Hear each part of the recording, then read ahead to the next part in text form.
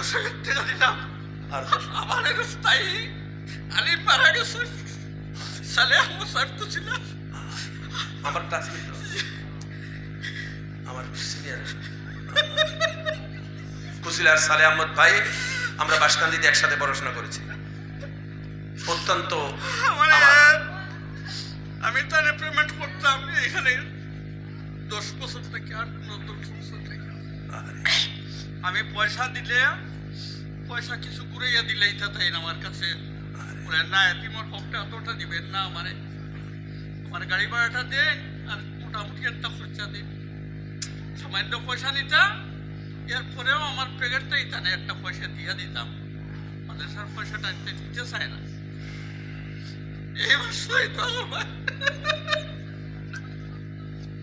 এই হচ্ছে ভালোবাসা।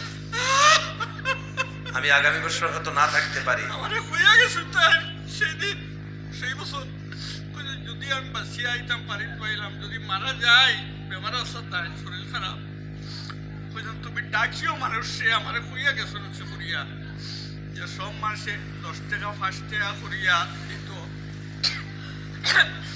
তারা পয়সাটা মাদ্রাসা খাই।